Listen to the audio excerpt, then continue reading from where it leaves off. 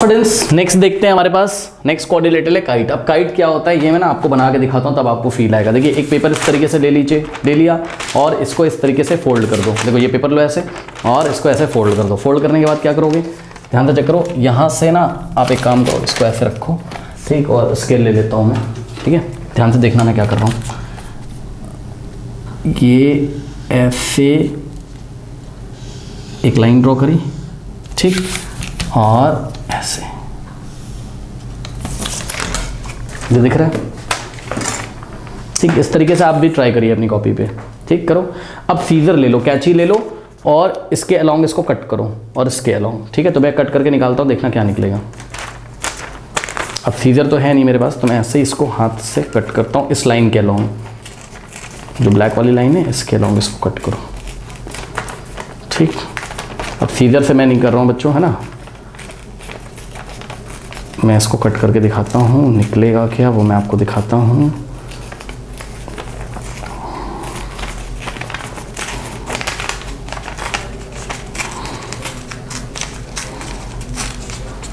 करके आप भी देखो, पता चलेगा।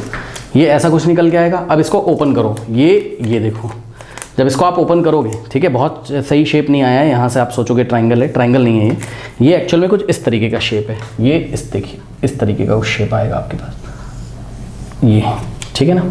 ओके, तो ये बच्चों किसका एग्जांपल है, ये एग्जांपल है आपका काइट का। अब इसमें खास बात क्या होती है ये मैं आपको बताता हूँ, ध्यान से चेक करो। ये इस तरीके का शेप निकल के आएगा, ठीक है। तो ये काइट का एग्जांपल है।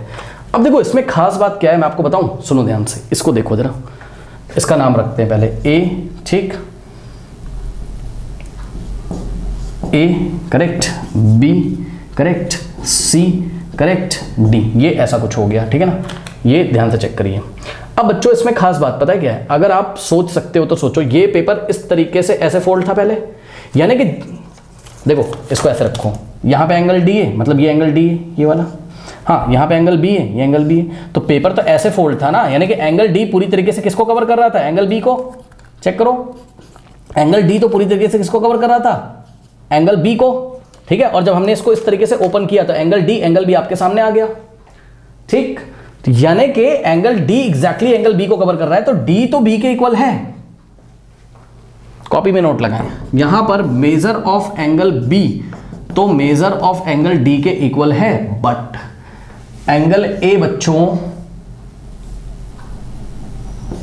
एंगल ए जो है वो एंगल सी के इक्वल नहीं है। आप चेक कर सकते हो, देखने में आपको लग रहा होगा, देखने से कुछ नहीं होता है। ध्यान से चेक करो बच्चों, हमने इसको इस तरीके से जब कट किया था, हाँ, तो ये देखो ये ऐसा कुछ एक शेप था, ठीक। अब मान लो ये 30 डिग्री है, चेक करो, ये अगर ऐसा 30 डिग्री यहाँ पे, तो जब आपने इसको खोला तो 30 इधर से और 30 इधर से, तो ये हो जाएगा कितना, 60, ऐसे सोचो, हाँ। और नीचे देखो क्या था, ये वाला जो एंगल है, बात समझो ना, अगर यहाँ से एक डायगोनल हम बच्चों ड्रॉ करें तो हाफ पार्ट आ जाएंगे खोलने के बाद जो आपको दिखाई पड़ते हैं, ये ऐसे, तो ये 30, ये 30, ये 60 हो गया, हाँ। और जब ये ऐसे था तो इतना ही एंगल तो आपको दिखाई पड़ रहा होगा, लेट अस से ये 60 था, ये वाला, ठीक, 60 था, तो इसके पीछे वाला भी ये 60 होगा। तो जब आप इसको खोलोगे तो 60 कितना हो जाएगा टोटल, ये 60 120। ओके, फिर से सुन लो ध्यान से। ये ऐसी सिचुएशन थी, इस तरीके से ये ऐसी सिचुएशन थी, और यहाँ पे हमने पेपर को फोल्ड करके ये पोर्शन ऐसे निकाला, और निकालने के बाद इसको हमने इस तरीके से खोल दिया। जब खोला तो साफ साफ सी बात है बच्चों, ध्यान से चेक करो, ये जो डी है ये बी को कवर कर रहा था, जब खुल गया इस तरीके से तो एंगल डी जितना होगा एंगल बी उतना ही होगा। तो ये दोनों एंगल तो इक्वल हैं, लेकिन ये दोनों एंगल इक्वल नहीं। आप कॉपी पे करके देखो, आपको समझ में आएंगी चीज़ें। तो मोटी मोटी बात यह है कि आपको नोट लगाना है एंगल बी। सबसे पहले एंगल के बारे में बात कर लेते हैं, अभी हम इसको डिफाइन करेंगे, परेशान ना हो। एंगल बी एंगल डी के इक्वल है, but measure of angle A, M of A का मतलब measure of angle A is not equals to measure of angle D. एक तो ये चीज आपको ध्यान रखना। अब आइए हम काइट को डिफाइन करते हैं। तो बच्चों काइट की 2 डेफिनेशन है, आप कोई भी नोट कर सकते हो। कह रहा है काइट इज अ क्वाड्रिलेटरल। सबसे पहले तो एक क्वाड्रिलेटरल होगा जिसमें टोटल 4 साइड्स होंगी obviously. Kite is a quadrilateral in which there are 2 distinct, ध्यान दें, देयर आर 2 डिस्टिंक्ट, डिस्टिंक्ट का मतलब अलग अलग, there are 2 distinct consecutive pair of sides of equal length। फिर से पढ़ो, कह रहा है kite is a quadrilateral in which there are two distinct consecutive pair of sides of equal length. ये देखिए, ये था ऐसे। तो ये वाली साइड आपको जो दिख रही है, जब इसको ओपन करोगे ये इस तरीके से, तो ये वाली साइड ने इसको कवर किया था, यानी कि ये वाली जो साइड है ए बी, इसकी लेंथ होगी किसके इक्वल, एडी के इक्वल। और इसी तरीके से जो नीचे आपको यहां पे दिखाई पड़ रही ये वाली साइड, जब इसको ओपन करोगे तो पीछे वाली साइड को कवर करके बैठी हुई थी, ये ऐसे खुलेगा तो ये वाली साइड इसके इक्वल हो जाएगी। ठीक, यानी कि आप देख सकते हो यहां से ए बी की लेंथ किसके इक्वल है, एडी के इक्वल है, करेक्ट। और यहां पर बीसी की लेंथ किसके इक्वल है, ये बीसी की लेंथ किसके इक्वल है, सीडी के इक्वल है। तो बीसी की लेंथ किसके इक्वल है, सीडी के इक्वल है। ठीक है स्टूडेंट्स, तो यही बात हमारी बुक में लिखी हुई है कि kite is a quadrilateral in which there are two distinct consecutive pair of equal length. Two distinct मतलब अलग अलग होने चाहिए, और consecutive pair of sides equal होने चाहिए। कॉन्जिक्यूटिव मतलब लगातार आने वाली। लगातार आने वाली का मतलब क्या है बच्चों, देखो कॉन्जिक्यूटिव साइड क्या होती है मैं आपको बता दूं। कॉन्जिक्यूटिव साइड वो साइड्स होती हैं जिनका कॉमन वर्टेक्स होता है। चेक करो, कॉमन वर्टेक्स होता है। ये देखिए ए जो है वर्टेक्स, ए जो वर्टेक्स क्या होता है, जहां पे टू साइड्स आके मीट करती हैं। ठीक, तो पॉइंट ए पे कौन कौन सी साइड में मीट कर रही हैं, ए बी और ए डी। तो देखा, इसलिए ए बी और ए डी का कॉमन वर्टेक्स ए, इसलिए ए बी और ए डी कॉन्जिक्यूटिव साइड्स कहलाएंगी। तो ये क्या है, ये क्या है, कॉन्जिक्यूटिव साइड्स है। इसी तरीके से BC और CD का चेक कर लो, ये BC है और ये CD है, इसका कॉमन वर्टेक्स है यहाँ पे C, तो ये भी कॉन्जिक्यूटिव साइड्स कहलाएंगी। तो ये भी क्या है, कॉन्जिक्यूटिव साइड्स है। तो कॉन्जिक्यूटिव साइड्स इक्वल होनी चाहिए, लेकिन उसने बोला कॉन्जिक्यूटिव साइड्स लेकिन उसने बोला to distinct consecutive pair of sides equal होनी चाहिए। अब ये सब क्या चल रहा है सुनो, बताते हैं आपको। बच्चों स्क्वायर भी तो पढ़ा है आपने छोटी क्लास में, 7th में तो स्क्वायर पढ़ा आपने, है ना। ये देखिए ABCD, और स्क्वायर में उसने हमें पढ़ाया था कि all the sides are equal, सारे एंगल 90 होते थे, याद है स्क्वायर में, और सारे साइड इक्वल होते थे, यानी कि AB BC CD DA। तो ये काइट नहीं है, इसमें भी तो एडजेसेंट साइड इक्वल है। चेक कर लो भाई, ये अगर हम ये वाला वर्टेक्स लेंगे A, तो AB और AD इक्वल है, चेक कर लो। हाँ, अगर हम ये वाला वर्टेक्स लें तो चेक करो DA या फिर AD और CD इक्वल हो जाएगा। ठीक, अगर हम ये वाला वर्टेक्स लें तो CB और CD इक्वल हो जाएगा। ठीक, CB और CD इक्वल हो रहा है। ये वाला वर्टेक्स लें तो BC और BA इक्वल हो जाएगा। तो आपको तो बहुत सारे पेयर मिल रहे हैं यहाँ पर, 1 2 3 4 पेयर मिल रहे हैं, और आप देख रहे हो ये CD रिपीट भी कर रहा है। तो ये काइट नहीं है।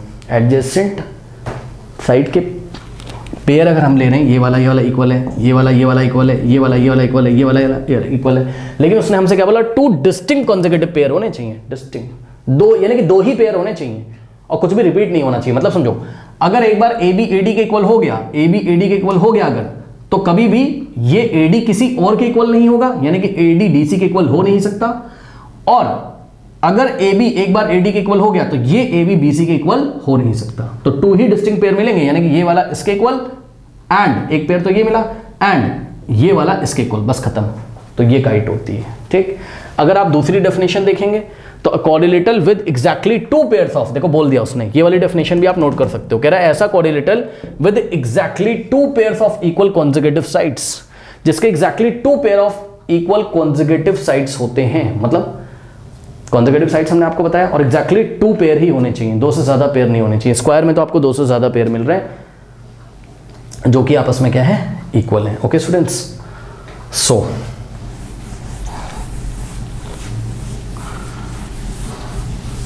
अब कुछ टीचर्स वीडियो को देख रहे होंगे तो वो सोच रहे होंगे पैरेललोग्राम में भी तो ऐसा होता है।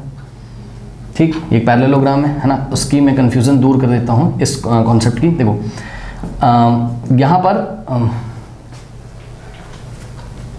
अच्छा, I am very sorry, parallelogram में तो एडजेसेंट साइड इक्वल हो ना हो ये मैटर नहीं करता, तो ज़्यादा हम डिटेल में नहीं जा रहे हैं। ठीक है बच्चों, जाएंगे आगे के टॉपिक्स पढ़ ले, मिक्स करके कोई फ़ायदा नहीं है ना, कन्फ्यूजन हो जाता है। मेरे भी दिमाग में ऐसे कुछ बात आ गई थी तो मैंने आपको बताया। बहरहाल ये डेफिनेशन आप नोट करिए। खास बात यहाँ पे देखिए बच्चों, मेजर ऑफ एंगल B और मेजर ऑफ एंगल D ये तो आपस में इक्वल है, A और C आपस में इक्वल नहीं है, ये हो गया।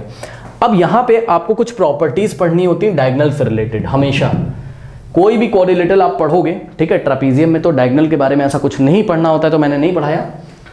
काइट में आपको डायगोनल्स के बारे में पढ़ना पड़ेगा। सुनिए, number 1, the diagonals are perpendicular to one another. सबसे पहले नोट लगाइए, जो डायगनल्स होंगे ना बच्चों, AD और BD, ये परपेंडिकुलर होंगे। काइट के डायगनल क्या आपस में परपेंडिकुलर होते हैं? यस सर, होते हैं।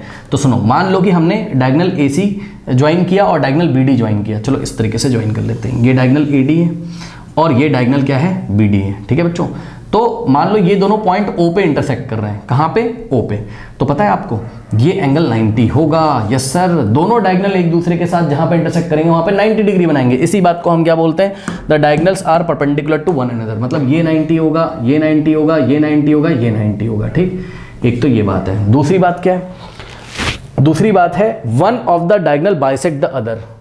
एक डायगनल दूसरे को बाइसेक्ट करेगा। ठीक है, एक डायगनल दूसरे को क्या करेगा? One of the diagonal bisect the other. ठीक है, मतलब थोड़ा सा इसको ठीक करते हैं। उसने बोला one of the diagonal bisects the other. दोनों में से एक डायगनल किसी दूसरे को बाइसेक्ट करेगा। आई रिपीट, दोनों में से एक डायगनल किसी दूसरे को बाइसेक्ट करेगा। दोनों एक दूसरे को नहीं करेंगे। ध्यान से पढ़ लीजिए क्या कह रहा है। कह रहा है one of the diagonal bisects the other, मतलब दोनों में से कोई एक डायगनल होगा जो दूसरे को बाइसेक्ट करेगा। ध्यान से चेक कर लो, इस डायग्राम में देखो कितने डायगनल हैं? BD और AC। ठीक, अब इसमें से जो बड़ा वाला होता है ना, जो देखने में बड़ा लगेगा, वो छोटे वाले को बाइसेक्ट करता है, याद रखिएगा। ठीक, चेक कर लो। Here AC bisects BD, AC bisects BD। ये क्या चल रहा है सर? बच्चों बात समझो, इसको मैं आपको न्यूमेरिकल वैल्यू लेके दिखाता हूं।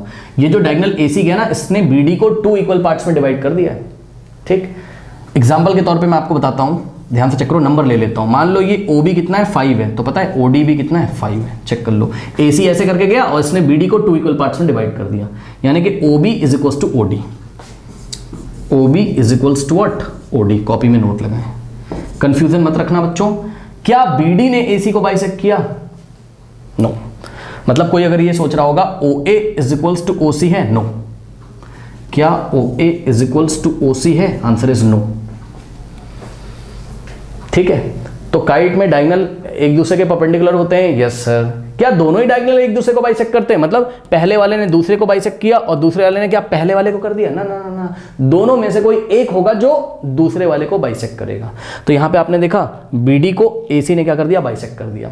फिर भी मैं आपको बता रहा हूं, फील लेने के लिए बता रहा हूं जस्ट, कि ये जो A से O तक की लेंथ है, अगर ये 8 सेंटीमीटर है बच्चों, कितनी?